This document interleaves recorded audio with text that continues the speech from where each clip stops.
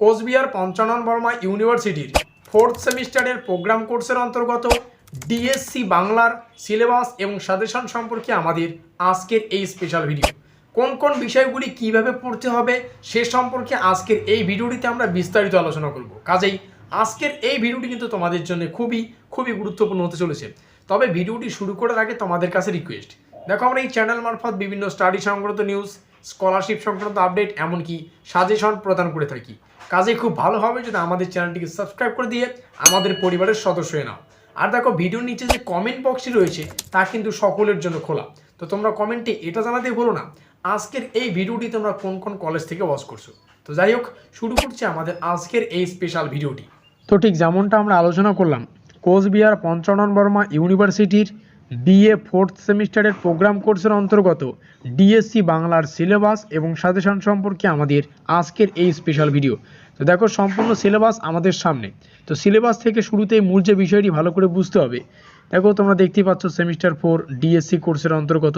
তো এখান থেকে এই যে ডিএসসি পেপার, সেই ডিএসসি পেপারের যে মূল টাইটেল বা শিরোনাম সেটা হচ্ছে রবীন্দ্রনাথের কবিতা এবং আধুনিক কবিতা, অর্থাৎ রবীন্দ্রনাথের কবিতা এবং আধুনিক কবিতা হচ্ছে এই সম্পূর্ণ সিলেবাসের টাইটেল, এবং সেই সম্পর্কেই কিন্তু আমাদের পড়তে হবে।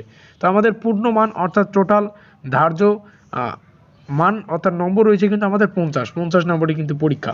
তো এখানে এই সম্পূর্ণ যে সিলেবাসটা এটাকে দুটি ভাগে ভাগ করা হয়, তোমরা দেখতেই পাচ্ছ।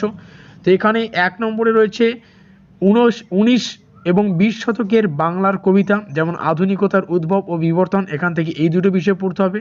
আর রবীন্দ্রনাথের কবিতার যে পাঠ সেটা হচ্ছে সঞ্চিতা, তার 6টি নির্ধারিত তার 6টি বিষয় কিন্তু পড়তে হবে।